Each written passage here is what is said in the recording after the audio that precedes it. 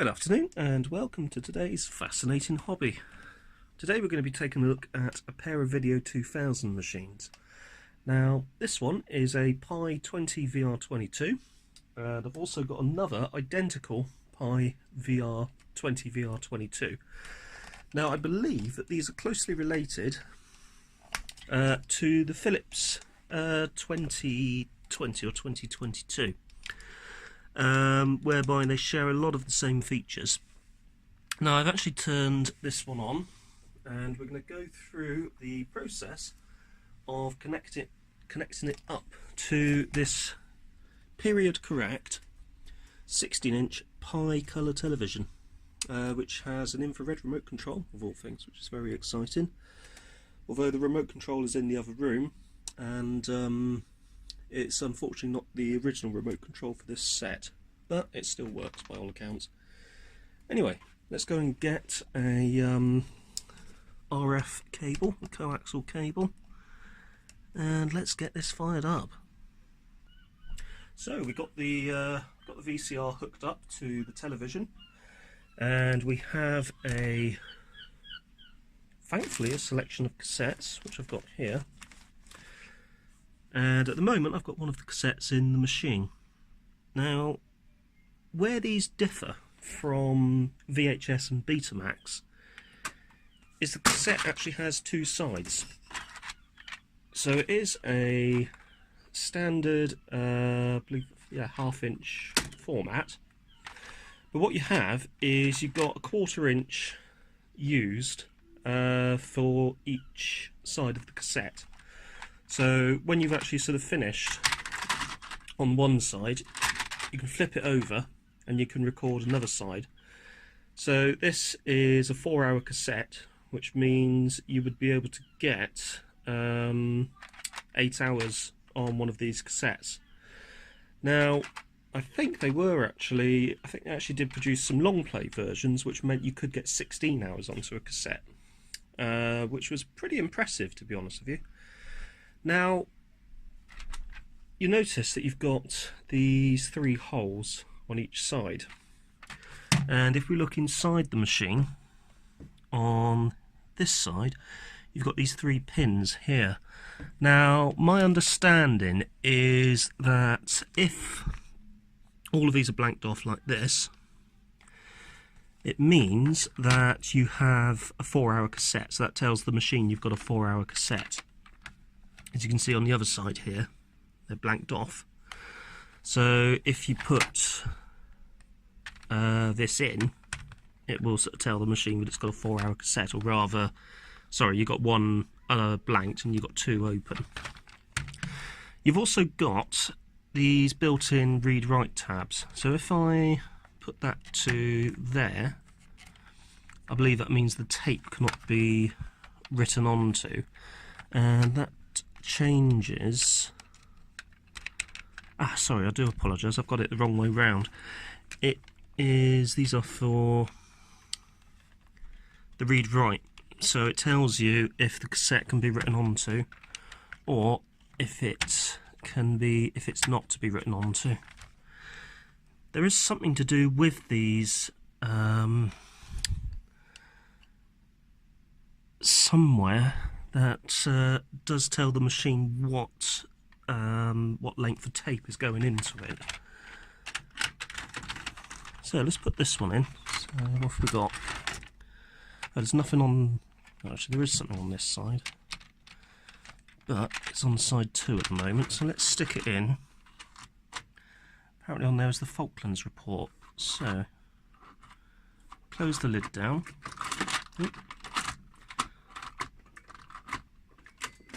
So it clicks, makes a satisfying clicking sound, and hit play. Now in these Philips derived machines, you've got a lacing mechanism that's very similar to VHS machines of the era, so effectively, I believe they call it an M-wrap. On the Grundig machines, you've got a wrap mechanism that's very similar to Betamax. Generally, from what I've read, they say that the Philips machines are more reliable. However, and this is something else I read which was a bit unusual, if a recording has been made on a Grundig machine, it may not necessarily play back correctly on a Philips derived machine. So, if I can avoid the scan lines on this TV, which is easier said than done, there is a little bit of jitteriness on the picture, but that may be because the TV's not tuned in correctly. But it also could be because I'm playing back a cassette that was originally intended for a Grundig machine. However, we'll be able to verify that in a second by tuning it into one of the other TVs that I've got in here. So it could be a problem with this set, it could also be an alignment issue with the machine itself. For me though, the main thing is it is playing back. Now, we can't really test the pause on the CRTs. We sort of see those scan cycles too much, but you can see that the pause is pretty noise free and very good. These machines have a feature called DTF, or dynamic track following. Basically the video heads are mounted on little piezoelectric devices, or piezoelectric switches or servos or something like that. So what tends to happen is the machine's got no tracking control built in, because all of the tracking is automatic. So the video heads keep perfect alignment with the video tracks at all times, and that does lead to, if it is working properly, although this one is a bit iffy, could be the age of the tape, but it does mean that if I were to wind forward, you get near perfect noiseless forward and reverse search. But you also get very good playback as well. So what I'm going to do is I'm just going to connect this VCR up to the Sony flat panel affair that I've got on the wall here.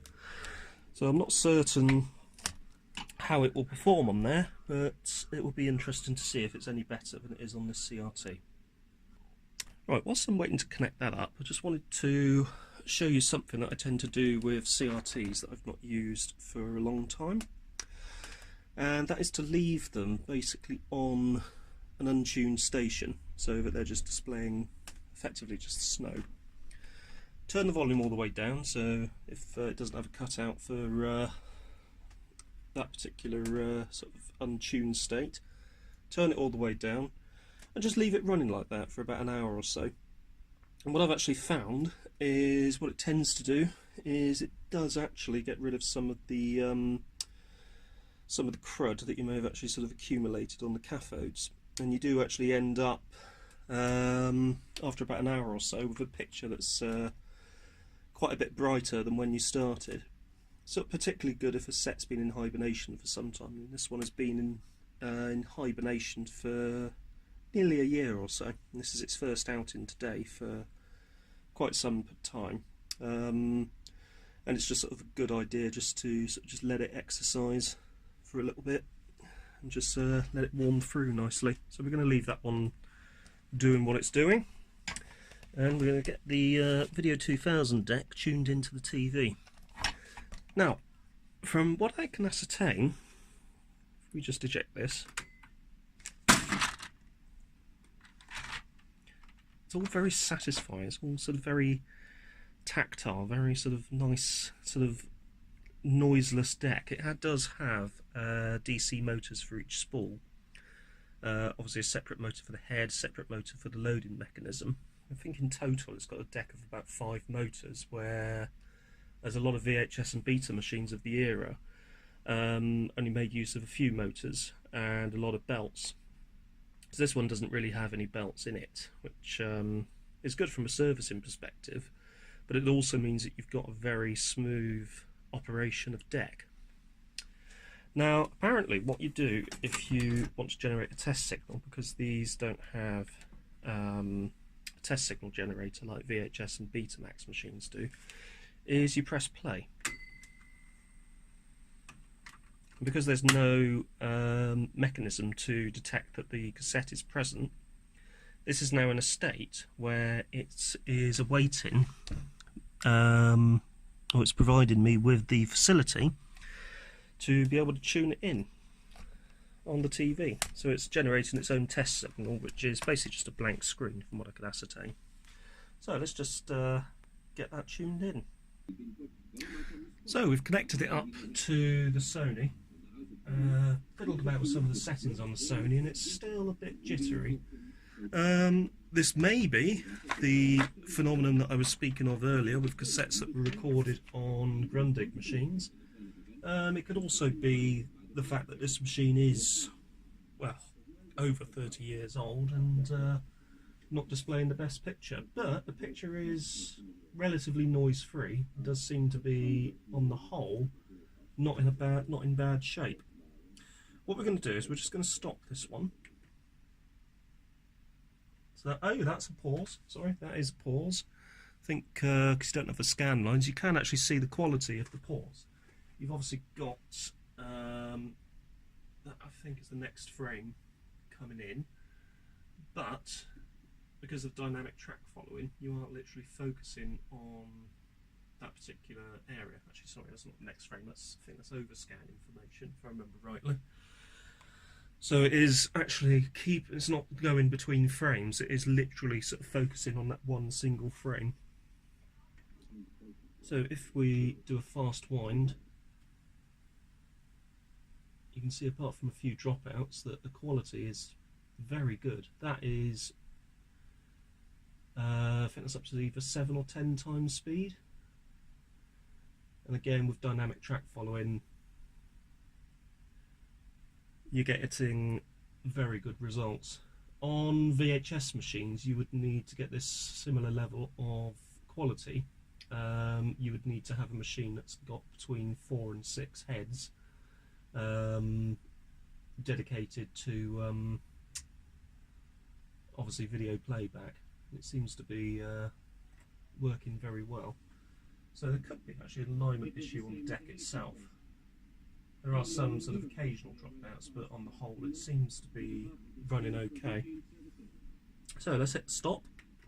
You have to do twice for the stop. And if we hit eject, it's all very satisfying. It all makes sort of, it's all very smooth, very quiet, very efficient. Let's try a different cassette. So this one, not sure what's on here, is on rewound to side 1 at the moment. This is a VCC 360, which is 2 times 3 hours. So let's get that one in, and let's get playing it back. Right, so let's hit play on this one.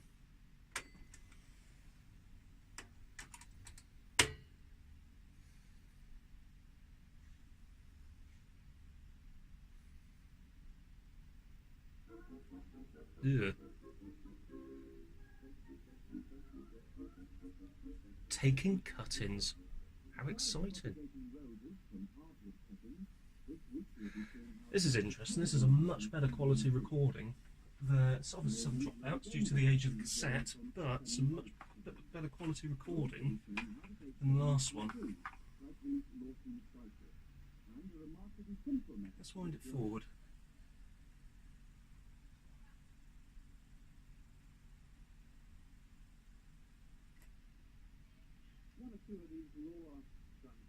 Right, let's stop. Let's do twice to stop. And let's fast forward it some way. So, this is the thing, it's near silent. Due to the fact that it's got those direct drive motors, it's near silent on fast forwarding and rewinding, and really quick.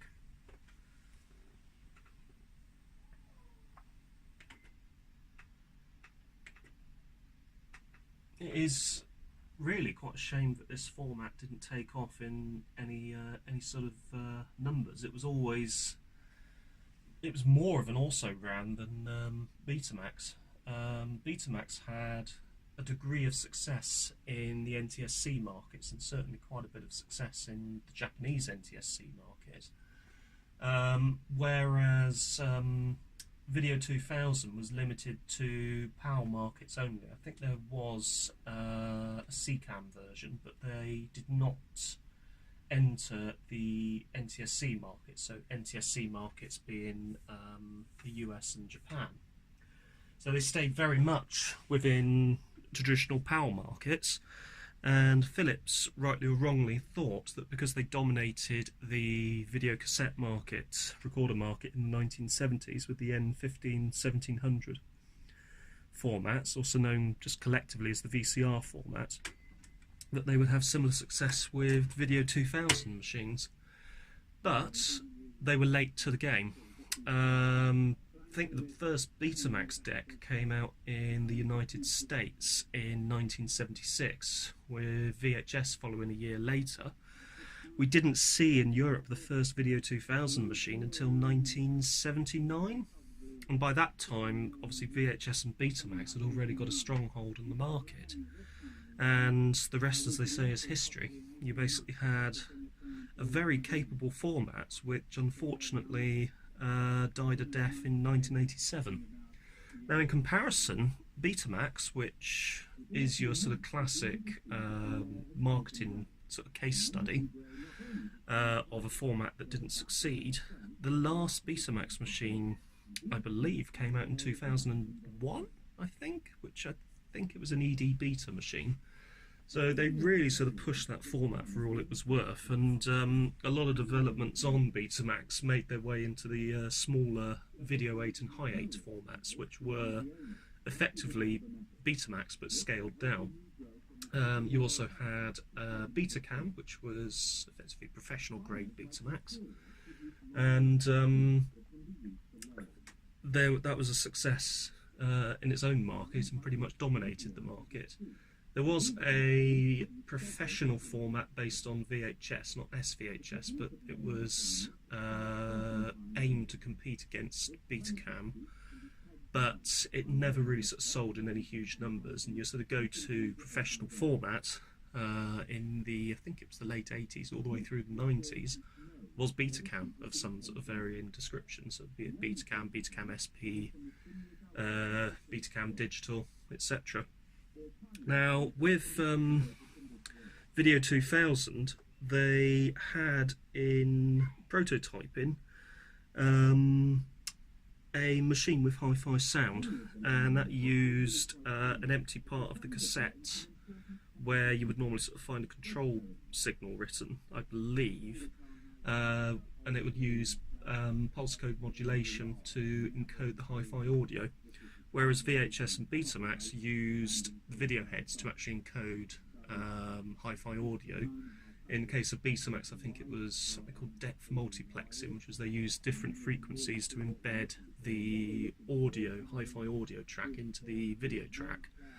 VHS, because it had a guard band between each picture track, used that empty space to store the audio information in. It was a little bit more difficult with Video 2000 because you are effectively just using half the cassette for the picture. And as you can see here, it really is a superb picture. The colours are pretty good. I'd say they're a match for certainly VHS machines of this era. Not quite the same depth of colour as Betamax, but Betamax does record, does center colours at higher frequencies, as I've discussed before. But it's really not all that bad at all. And also, the other thing you've got as well, as I said before, is, bad example, but there you go, that near perfect pause. It's absolutely fantastic. You just could not get that from this era of machine. I think the only machine that possibly came close was the Toshiba V8600, which was the first 4-head VCR. And funny enough, it was actually a Betamax format machine. So if we hit play again, we'll continue. See, really not bad in the slightest. Very nice indeed. Look at that digital watch he's sporting. Wouldn't mind one of those.